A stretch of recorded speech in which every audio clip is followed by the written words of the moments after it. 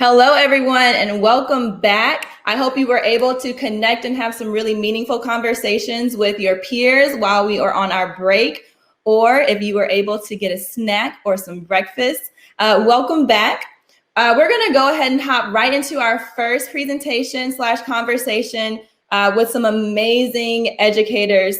Our speakers are going to show us how you are able to have your seat at the table as early childhood. Our first speaker is going to be Nanette Bullard. She is a 25-year veteran teacher, pre-K, kindergarten teacher at a charter school in Atlanta. And then our second presenter is Miss LaNesha Tabb. She teaches kindergarten and is formerly taught second grade in Indianapolis, Indiana. She is also the content creator behind, drumroll, Apron, Education with an Apron on Instagram, which has over 86,000 followers on Instagram. Oh. Wow. So I am super excited to hear what these wonderful women have to say about early childhood. I personally am a true advocate of early childhood. I understand the importance of early intervention. And so I'm really excited to hear what you all have to say about how children as young as early childhood can get their seat at the table. So I'm gonna let y'all take it away, okay? Okay, thank you. Yes, I am so excited to be here. A little nervous, but excited. But again, my name is Nanette Bullard, Melton. I have been teaching for 25 years, yes, and 10 of those years have been in pre-K. I'm excited, and I am looking forward to the conversation and the questions. So let me jump right into it. Okay, guys. So many researchers have done studies on education, comparing race, test scores, and economic backgrounds. So when we hear about the 60 million birth gap, prisons getting built based on third grade test scores, and so many other broad-based negative generalizations, right away we're wondering, are they talking about our children? As a pre-K teacher who works with a diverse group of students, there is a noticeable gap with language skills. And some of these students do live in poverty. We are talking about the income, education, and other factors that have a negative impact on our children's language development. Students with low language seem to have a difficult time expressing themselves, having conversations, and responding to questions. And most times, these students are performing below level in social and academic skills. And so with that said, we have to notice these students as soon as they walk in and be able to plan and know what we need to do next for these students. So students coming in with this low language, they seem to have low self-esteem, lack of confidence, and low achievement. So you ask yourself, do you start with the social or academic skills? They do work hand in hand, but if you have a student who lacks in confidence, chances are that student is struggling in that academic area. So that is why it's important that we look at our children as individuals and not as a whole. Like building anything from ground up, our children need a strong, solid foundation. And in order to give them this, we as teachers really need to think about how to be effective when it comes to communication skills, how to be great listeners, and have a friendly attitude, because it's very important, because these qualities are what the students want from us. And these same qualities will, that's what we need in order to reach our goals. So it's very important to really think about what we need to put in place to help our students, our brown and Black students. So I think this is the game changer here. I feel that teaching with intention is what we need to put in place. When our children walk into a classroom, with that low language, we must first help them feel safe and make sure they feel included. We need to build that relationship to gain their trust. We need to find small ways to connect with them. And again, listen, that's the key. With this in mind, you will begin to see a child open up more, ready to share, and actually be engaged. The confidence and that self-esteem will start shining through. This is when you will begin to push in the language skills. Now, I did have a video, and hopefully we can share that.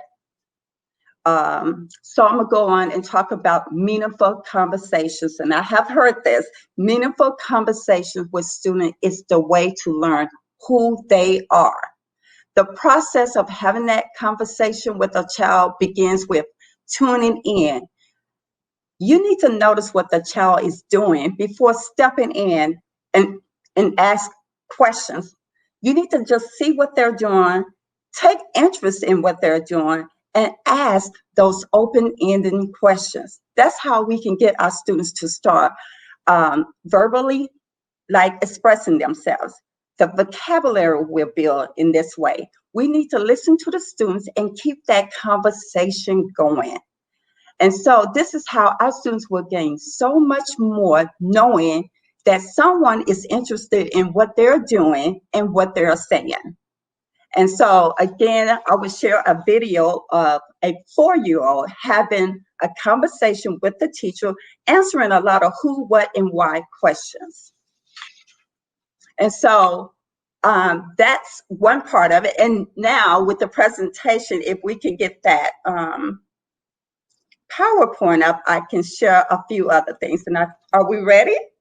Well, okay. Pretty soon. Well, you know what? So if we can pop in and maybe just talk really quickly before that, while we're having a conversation, could you send that presentation to Jamal one more time? I think the email might have been, yeah, JAMAL. If you look in the chat, he stuck it in there. And then while you're doing that, I was taking notes when you were talking, because you were saying so many really great things that I would just love to chat about. Is that okay? Sure. Okay. Go right ahead.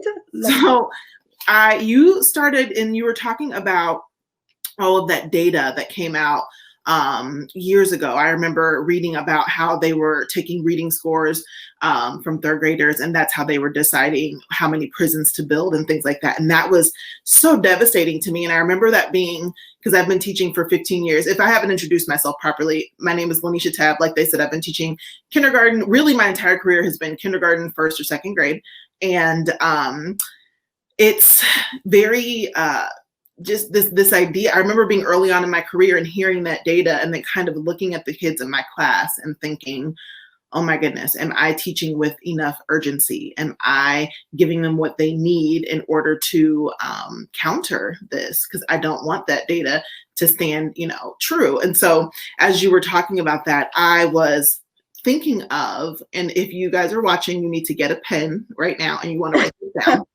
There is a woman, and her name is Augusta Mann, right? So Augusta, Mann with 2 N's, Mann. And she changed my teaching career. She really did. She is seasoned. She still flies all over the country and does professional development with school. She's in her 70s, okay? And she's still the most amazing person. But I've been so fortunate to be able to spend a lot of time with her and to really sit at her feet as a person who's been in education nearly 40 years. And I have picked up little tidbits from her. So as you were talking, I was reminded of a story that she told where she was doing a lesson one day with little kids, maybe kindergarten students. And they were talking about, I don't know, it might've been outer space or something. And on the floor in front of her were little children. There was a little white boy, and then there were 2 little black boys right by her. And she said, whatever she put up on in the book or the board or whatever, the white child knew a lot about it. Whatever it was, he was able to just expound on this topic and say, and the planets and they orbit, and that he had all of this language. And she said that when that happened, the two little black boys next to him looked over in awe and they said, wow, he's so smart. And that's when it hit her that, like, yes, he's smart, but really what he had was language. He had been afforded the opportunity to read books or watch videos or have conversations about whatever this topic was that he had expounded upon. And the two little boys that didn't have that looked at him and they were already starting to form this idea that he's smart and I'm not, because he has all of those words and he knows all of those things and I don't. And when she told that story, that was revolutionary for me. So the reason I say to write her name down is because she is incredible. She's got a huge Patreon site where, like, there are hundreds of videos, and she's got all of these really great strategies that she talks about. Like, I'll just give a quick example. She does this thing called Synonym Triplets. So instead of teaching a child one word, she will combine two more words with it. And everything she does, she calls it touching the spirit. And everything she does always has to have rhythm and recitation, because she specializes in getting underperforming Black children up to grade level quickly. Like, her program is all about acceleration. And so, I'll just take any word. I remember one time she was teaching children the word tired, and she wrote tired on a card, but then she also included weary, and then she included exhausted. And they're little, they're like 5. And she taught them those words with a little rhythm. So she would go tired, weary, exhausted. And the kids would just be right there with her going tired, weary, exhausted. And they would practice whatever the set of words were, they would practice them in triplets every day. Then one day when they come in from recess or lunch or whatever, and one kid is like, I'm so tired, the rest of the class is going, tired, weary, exhausted. And like, just like that, their vocabularies are expanded. And like, that's just one strategy that she has. I mean, she's got dancing definitions, essential summary. Like, she just has all of these really amazing strategies to give young children expansive vocabularies and the ability to talk, because that's what they associate with, oh, he's so smart and I'm not. And it's like, yes, you are smart, sweetie. We just got to work on giving you some language. Right. And you did mention how that teacher had that one strategy and they caught on very quickly. And so what we have learned that it is probably better not to have like a word for the week or words for the week, because you want your students not to just know words, learn words to know them, but apply them and let it become like their everyday language. So that's why we always say it's good to continue to build upon those words. Just let that be a part of their everyday. When they're speaking, they coming up with these tier 2 words in their conversation. So it's very important. Absolutely. Absolutely. Well, and so the one thing I did want to ask you, when I spoke on, we need to really focus on when we see a student walking in with low language, where should we start? I know you were a 2nd grade teacher, and I know you may have experienced students coming in, excuse me, with this low language. So I always feel that we need to build that relationship so they can open up. What's your thought on that? Well, I mean, I definitely agree. And that is the foundation, in my opinion, for everything. Language, math, whatever it is, like, kids are not interested they can snuff you out in seconds, right? And if there's no relationship there, they're not going to want to work for you. I remember being interviewed for one of my first teaching positions, like right out of college. And I sat down in the interview and I was all prepared with my little like huge binder of a ridiculous portfolio that we used to have to do. And the guy interviewing me said, so let me ask you this. Do you care if your students like you? And I was like, oh, no, because I'm not there for them to like me. I'm not there to be their friend. Like, I care about them learning, like I really thought that was the right answer. And then he came back and he said, now, who is your favorite teacher?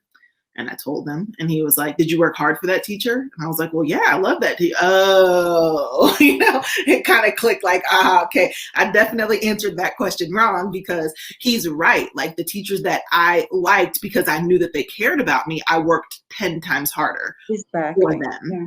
And so all that to say, I feel like, yeah, that relationship piece that you were talking about is the foundation for them to even open their ears to want to learn anything from you. Exactly. I'm right there with you.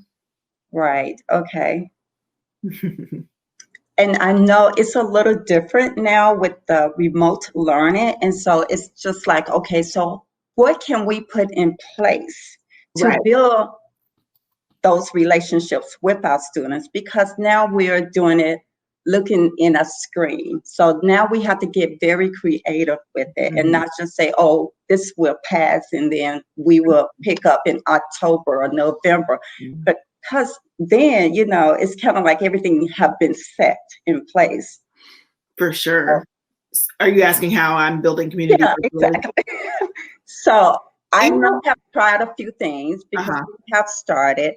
And now, and I know it's a little more work on us, but what I have done, and I think it's working, is having one-on-ones with these students. And it's not more on the academic side, like needing that extra support with the letters or things like that, those skills. But it's more so just having a conversation, finding out what they like, what they dislike, some of the favorite things they like to do, just building a conversation with them.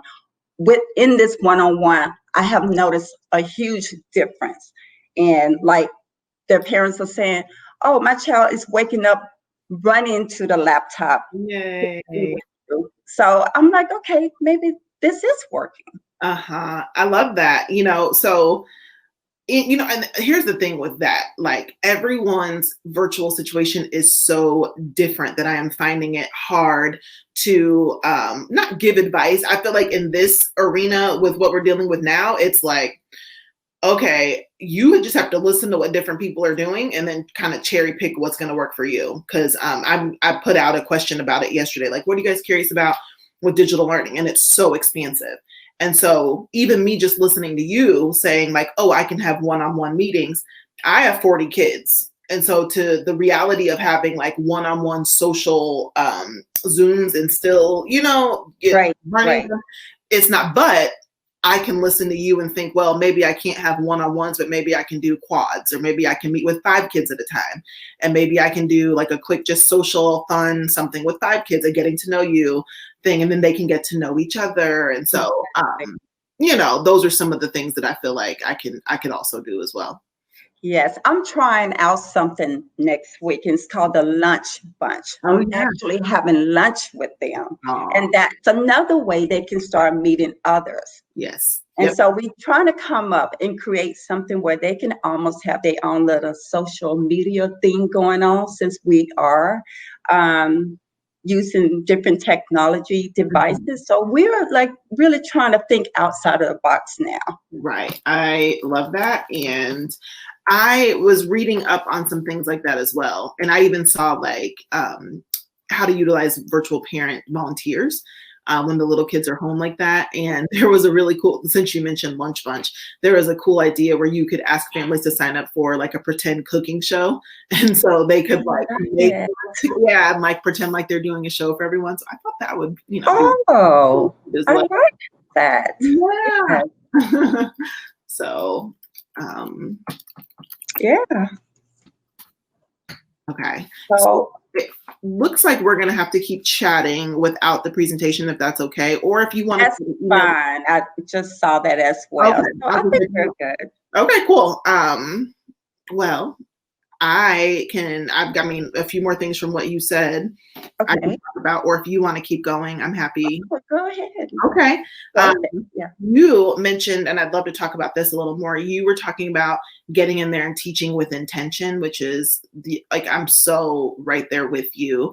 I am, you know what, and not only intention, I would even say intention and urgency, because they're very similar, but there's a little bit of a difference. And then there's a a tendency sometimes to get into a classroom and think you have time, but you don't have time. Or, like, oh, well, we're not going to start reading for, until we get procedures under control. And I'm like, no, we're going to start reading day one. I don't care what it is, even if it's a reading procedure, like we've got to get this going, because if we don't have that intentionality and urgency, you can start to like just let things slip. I'm one of those teachers that teaches until the last day of school. Like we don't start shutting down when there's a week left and like clean out the classroom and all that. I'm like, no, we're going to keep learning because I only have you for a set amount of time, and I need to be able to get as much in your brain as I possibly can.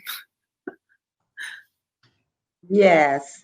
And so with that said, I was just talking to my team about this because we realized when we don't teach with a purpose, our students are not interested in it at all. Mm-hmm. And we were talking about how when teaching the numbers, mm-hmm. when we get to certain numbers, say 3 or 4, and that's their age, they get very excited. Mm-hmm. And so it's because they are 3 and 4 years old, and they'll go, that's my number. Mm-hmm. So they know. So you have to figure out ways to, like I said, find out the things that they like and build on, and you can start adding those other skills in there as well. So we always say, always remember to teach with a purpose, because if it's not meaningful to the students, they will not be engaged. Mm-hmm.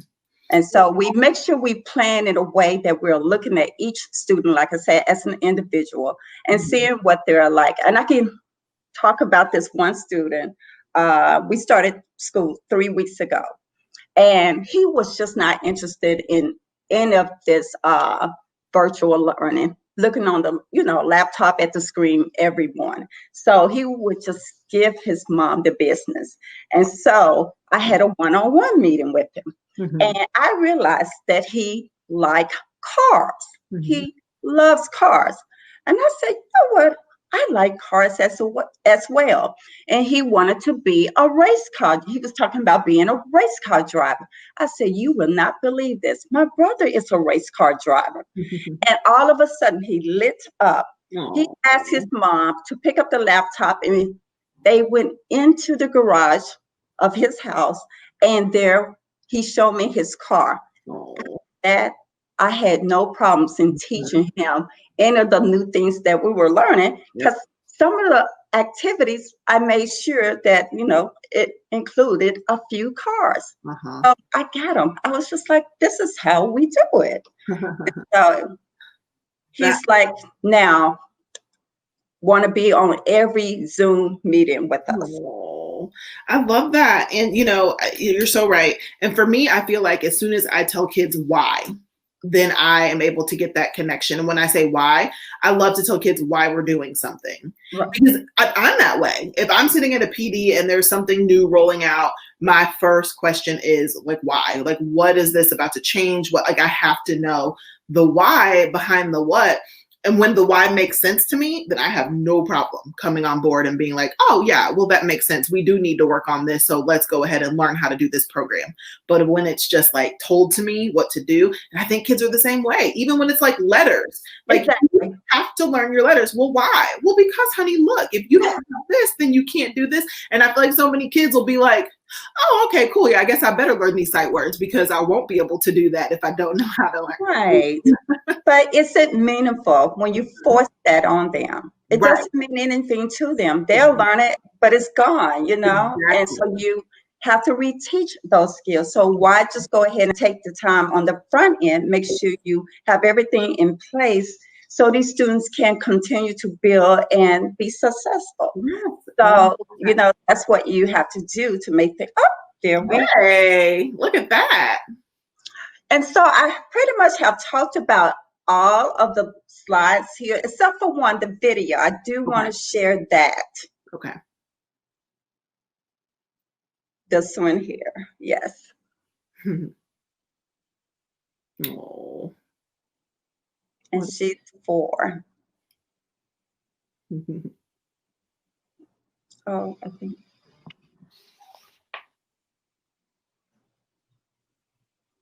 Getting audio connected. Uh, They're okay. probably just getting audio connected. You know, and this is a great like example of just this age that we live in right now. I've been telling my families that. I'm like, guys, there are 40 of you. There's one Mrs. Tabb, and it's technology. You already know there are going to be some days where something doesn't work and something doesn't connect, and we just have to be pitting. Like most of the people have been so great about it, and like it's to the point now that I don't even like, I'm not even fazed by technology glitches anymore. I'm just like, well, that's where we I are. know. And I was in a frantic at the beginning, but I'm like, it's technology. Exactly. Like, yeah, all that anxiety is gone. I'm like, it's what it is. We'll just keep it going. So, Yes.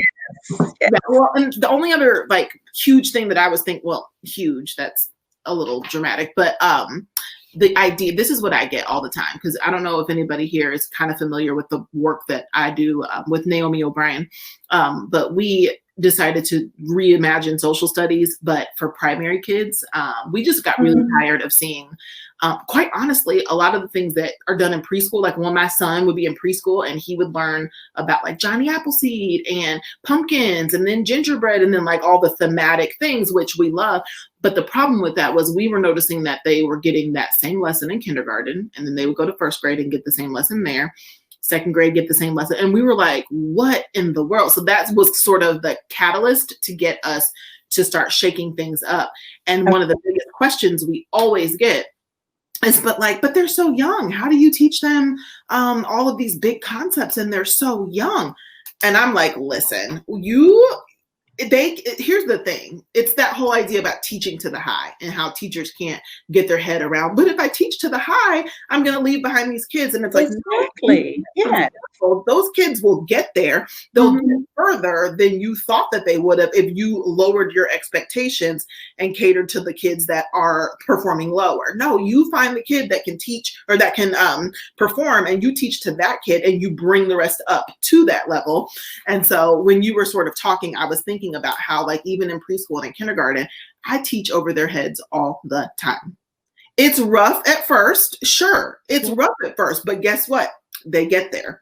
And as soon as I feel like educators get comfortable with that, like that, idea, like this is going to be a mess at first, but then eventually, you know, they'll get there. You get to the end of the year and you're like, I can't believe these are kindergartners.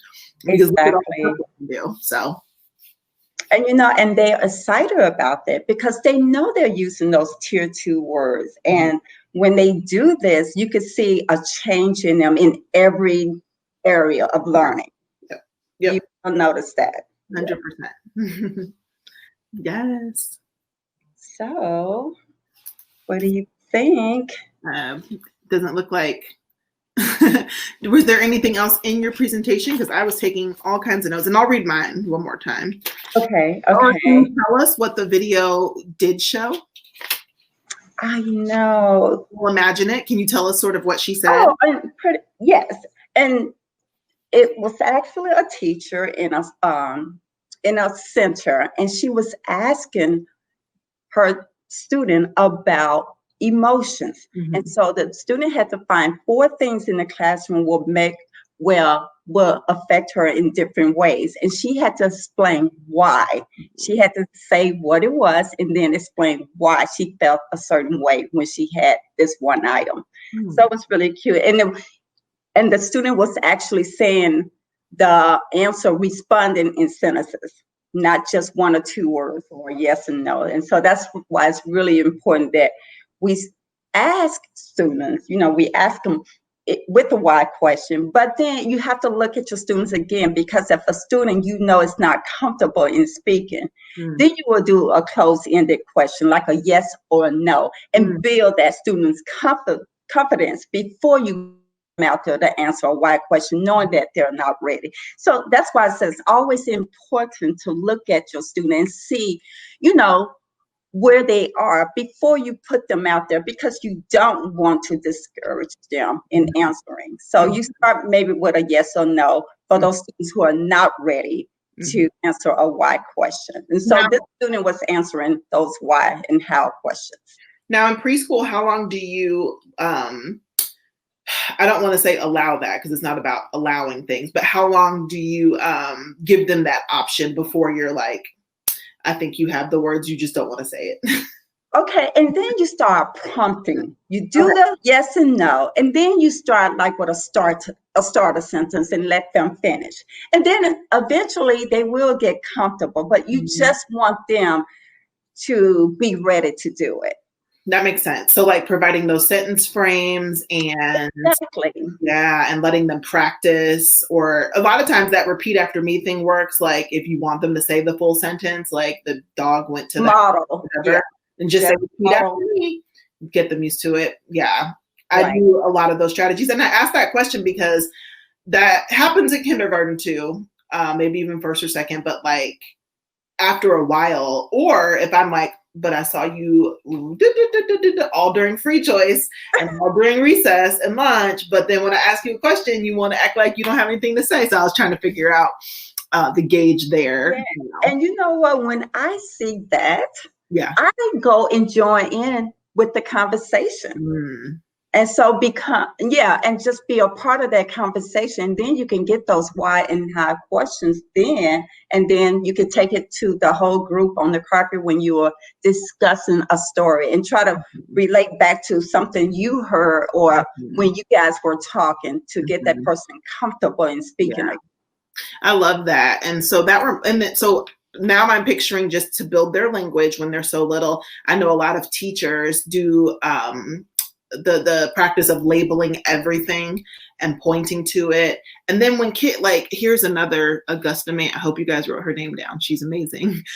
Another strategy that she does, and she calls it, I think it's dancing definitions. And so what she does is she crafts a phrase or a sentence that can and remember, everything she does has rhythm. And as soon as anything kind of rhythm and sing-songy, like even the little kids can pick up on it because it's like a little rhyme or whatever. And her point with this is she says she's like, it's even difficult for adults. She's like, ask an adult to explain something like nature. And a lot of even adults will be like, oh, like it's stuff outside, like trees. And it's like, even our definitions of something are often not great. And so to get a little kid to explain something, she will craft a definition that's like, nature are things that are not made by man. Nature can and she will craft this really beautiful definition to give kids language in order to discuss it. Because usually kids will be like, oh, it's stuff and it's things, like those are their words. Like, is that stuff over there? Or like that stuff, that the thing with the. And so she's like, that's not, there's no language there. So you have to teach them. And like, she just has this beautiful way of unfolding it and just reading it together, and the kids love it, and it's so much fun for them. But all the while, their language is just growing. Expanding. Every day. It's amazing. Yes. And just modeling it, just doing it throughout the day, all day. Yes. And eventually they will notice that and pick up on it. And they're having full conversations. 100%. Right. A back and forth thing, not just one-sided. Yes. And hi. Hi. Nice to meet you both. I've been back here listening. I'm loving it. I'm loving the conversation. We just wanted to hop on and apologize for the technology issues and then kind of just keep the path moving forward. I think you guys are saying so many incredible things, and it just has us and the audience asking a bunch of questions and kind of thinking about how we can prepare to do all the things that you're saying, but with that disconnect, knowing that we're not going to actually be in the classroom with our students. And so for me, I'm not early childhood. I am with the oldest of the old in the K through 12 system. But I have my cousin, she's 3 years old, and she's like one of the most intelligent people I've ever come in encounter with. And I think a lot of the things that you're saying are some of those reasons. And so I just want to kind of come on and hop on and chat with you guys. Is that all right? Yeah. All right. And so we had someone in the chat ask a question.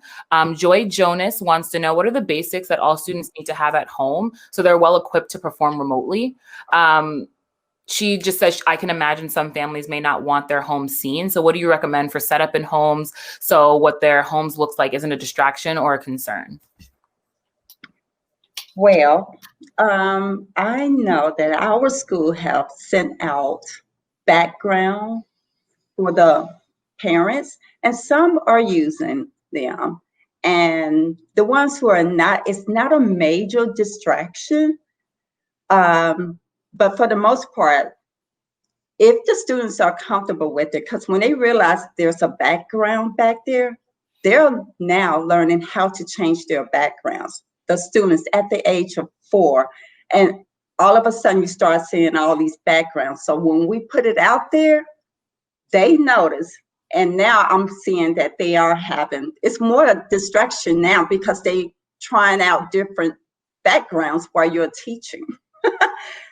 Opposed to when you don't have one, it's no big deal. Yeah. That question is interesting. I think that's a big topic going around. I've seen, mostly on like Twitter, this conversation about the policing of students while they're home. And teachers saying like, you don't come to my Zoom classroom eating or dressed in a certain way. And the kids are like, but you mean my home though? Because I'm home. And so for me, this is what I've had to tell myself. Because again, I have 40 kids. There's a million of them on the screen. I almost have to, when I do whole group, which I do every morning, a morning meeting for about an hour and it's whole group. And I almost have to glaze. Either I do two things. I either glaze and just pretend like I'm teaching to the most hype, attentive classroom of children ever. And I can't look specifically because then I'm like, why are you in the bed with the covers up there? You don't even have a shirt on. This is literally all like last week. And I'm like, oh my gosh. And so I have to stop. I cannot take that in because it will distract the rhythm and it will mess me up and all that. And my friend Naomi really put it in a great way. And she was like, we have to understand these kids are at home watching an iPad. It's almost like how kids act when they are watching TV. They're fidgeting and they stop and they look for a little bit to see what they're doing. And then, okay, I'm going to, And so for me, I'm like, look, the name of the game is do the best you can. Especially when they're little like this. The older kids, okay, well, there might be some different things to consider, but this session is about like the littles.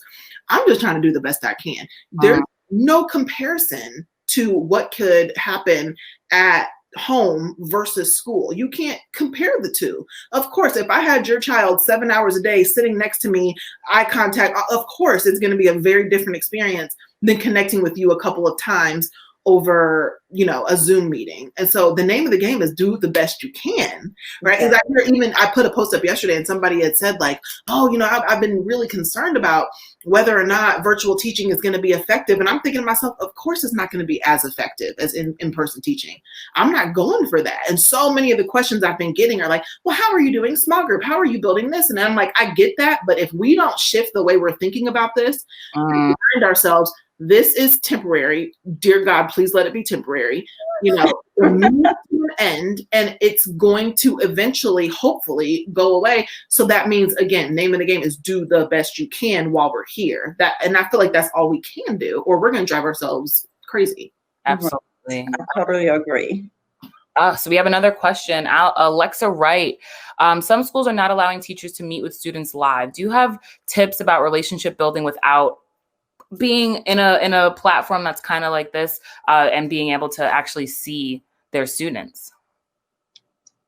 So I did mention having them one-on-one, since we are not able to even do a drive-by, the one-on-one meetings, but I have also written my students letters and they love that. And I have received a few back. So it's really like building that relationship, in other ways that has made a difference. Yeah, I agree with that. Man, that's tough. So, I don't know if I understand it correctly, but so I teach at a school, I'm given a roster of students, but I'm not allowed to go live with them at all. Wow.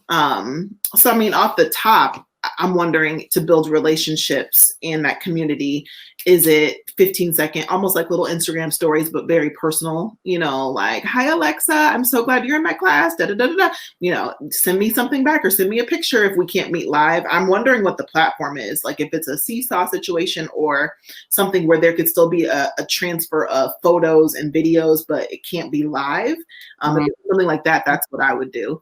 And then outside of that, man, that's tough. Yeah, absolutely. And so we have a question kind of to the effect of early childhood education, we know, is extraordinarily important, right? We know that when young students aren't getting their needs met, it just follows them. Like, that is just what happens. So we know that, but unfortunately funding is plummeting. Policymakers aren't deciding that commitment to young students and their, I don't even know how to explain, like, it is who a child ends up becoming, right? What they learn when they're young. And so what would you say to those policymakers or the people out there who are not making the right choices? I'm just going to put it plainly, not making the right choices about early childhood education. And so framing that in a, why is it so incredibly important as people who are consistently working with young kids in this age? You don't want me to say what I would say to them. Yes, I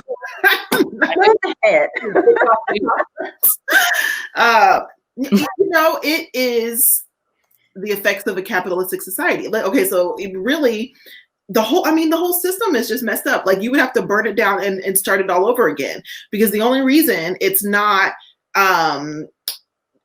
getting fixed is because, there's companies out here that make tests. In order for them to make money, they need to have kids to take these tests. And if the kids don't take the test, so all of the focus gets put on testing grades. No one's thinking about what you just said, that the fact that, like, if we don't get a strong foundation in preschool, K1, 2, I went to a PD one time and this woman said something so revolutionary to me. It was the smallest thing. She didn't probably think anything of it, but my mind was blown.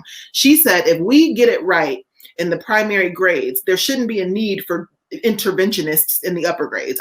Barring any like extreme circumstances, of course. She was like, if you get it done in K1, 2, why are y'all up here with 4th and 5th and 6th grade with all these intervention groups and reading circles, and we're all going to trade classrooms at 9 o'clock, and I'm going to take level this and you take level that? What?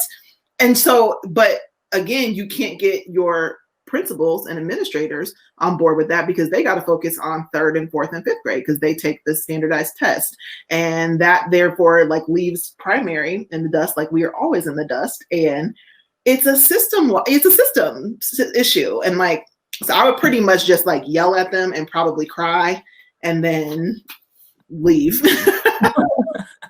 Thank you. No, yeah. Totally. Do you have anything to add? No, she said it all. Yeah. I was going to say the same thing. I was behind you at Burning Down. I was there. Yes. Let's start all over again, and let them be in the classroom and see what they are, the things that are happening. They need to be in there with us and not on the outside. Come on in. Absolutely. Come on in. I love that. And so now I'm going to change the tide, and you're not talking to policymakers that are trying to make your job harder.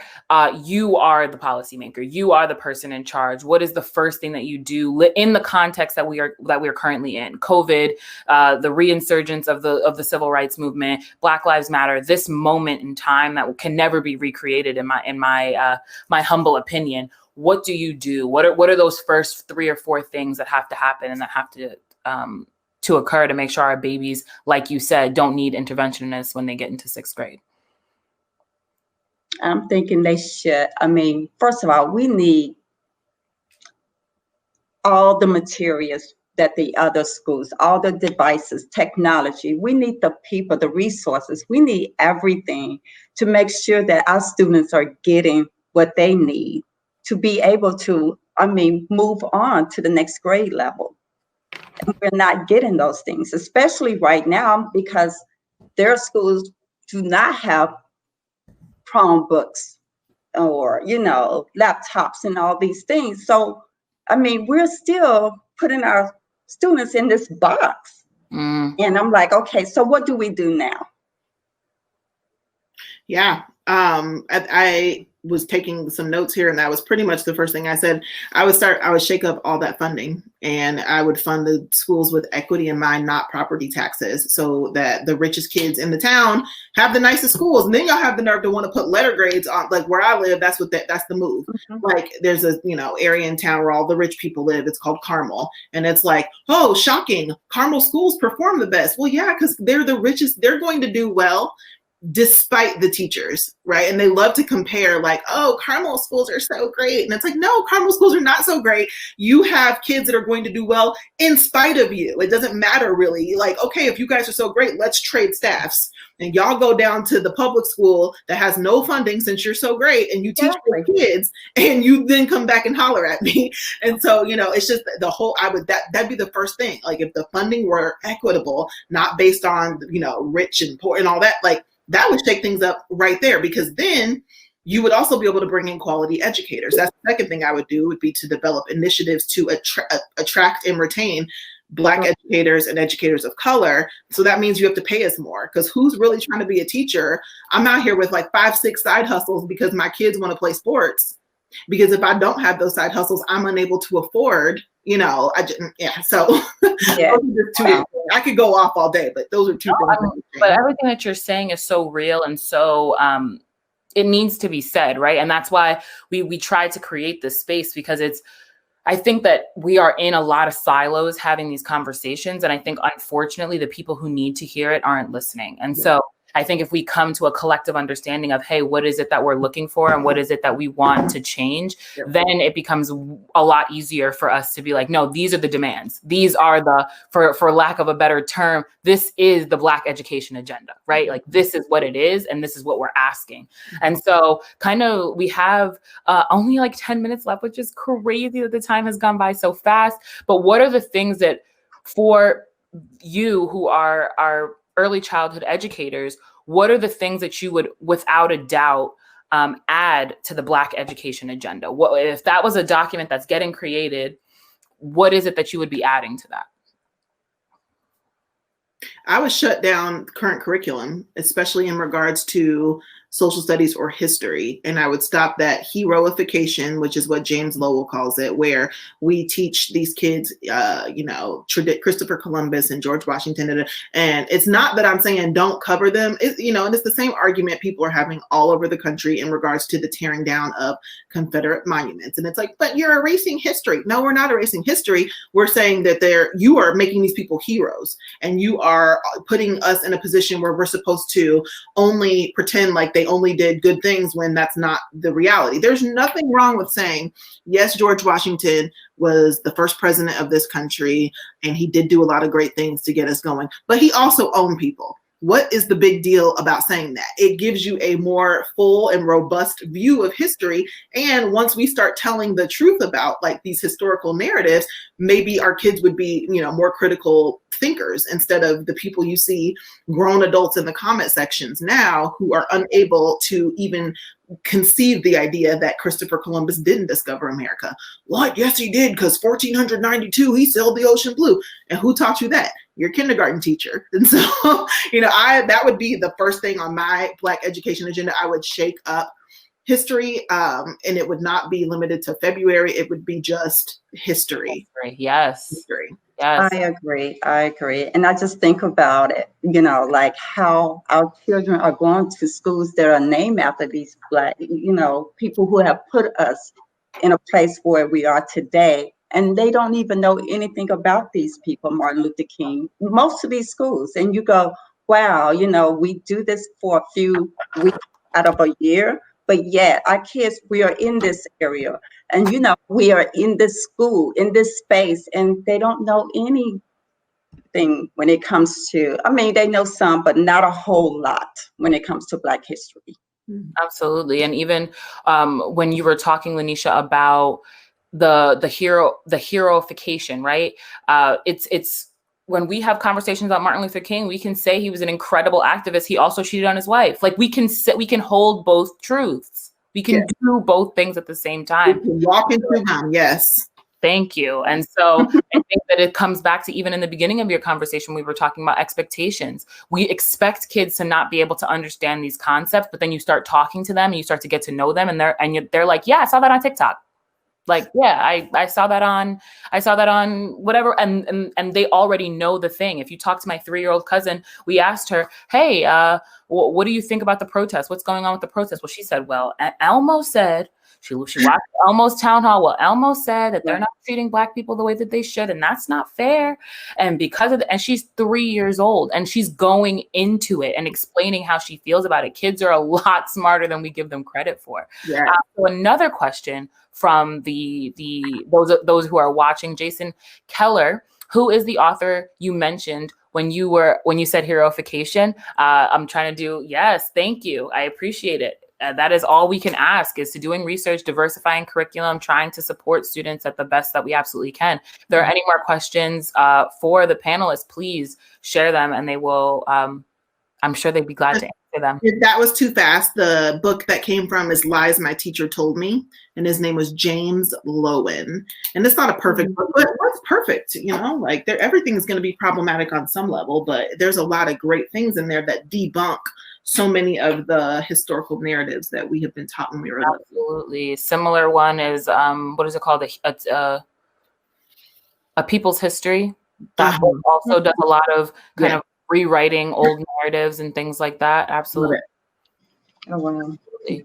Is there anything else you guys want to kind of, again, we're at 5 minutes. Anything else you want to leave people off with? There is no more questions from the audience.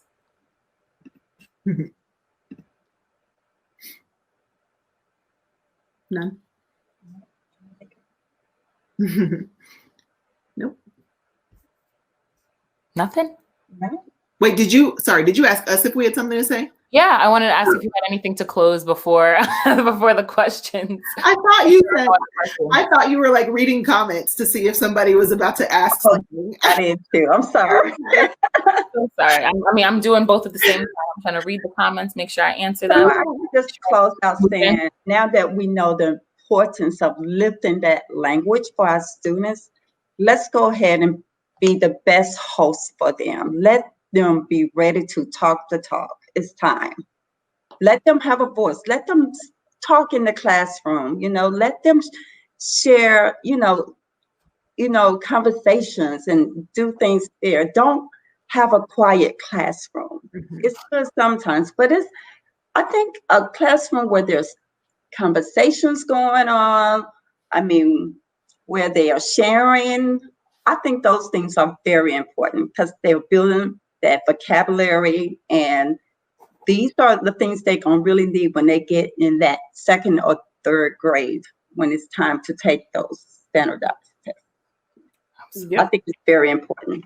I agree. I would just say, sort of what Nannette was just saying, talk is important, leaning into their questions instead of just being like, I don't know, or what, if there's a random question. When we live in the information age, my son asks the most random stuff, my daughter too. And I'm like, if you don't go ask Mystery Doug or somebody on YouTube, because I don't know, but just leaning into that. And then once they do watch that video, we have a follow-up conversation. Or my son is trying his hardest to tell me something and he doesn't have the words. I know what he's trying to say. I'll give it back to him in a rephrase and then ask him to say it back to me. And just that daily in and out practice, I think will lift vocabulary. So just, lean into that and don't be scared of talk. Yeah. Yes. All right. You left us off with the word. I wrote down the two most beautiful things that I got. Let them have a voice and lean into their questions. I love both of those. And I think that just those 2 tidbits from this incredible hour-long conversation will make each and every one of us better educators. So again, thank you so much for being here. And we're out. Thank you. Okay, everybody, we are going to be taking another break. So you guys are going to have another opportunity to do some networking. To the left of your screen, there's a networking section. You click the button, you share your camera, and then the next person who jumps in that wants to network, you'll be connected. We have the following prompt for this one. We want to, understand what exactly, we talked about in terms of early intervention and how you can create systems that catch the problem before issues become bigger. So, we talked again about the young people and early childhood development. How do we catch those challenges that they have ahead of time before we need interventions later on? So we will see you guys back here at 2 p.m. Actually, I'm sorry. sorry, at 2 p.m., you're going to be have an opportunity to choose which sessions you're going to go to. So at 2, what you're going to do is you're going to click the sessions tab, which is right on your on the left of your screen as well. And the sessions that you will have and have the options of joining will be Black schools must be brave, period. Creating culturally responsive and affirming spaces where Black LGBTQ plus students are affirmed and celebrated in a way all Black students deserve. Or you can join the teacher with no title, the student with no chains. Those two, you'll be able to see those two choices right at 2 p.m. So please don't hesitate to join. We'll see you guys in a minute.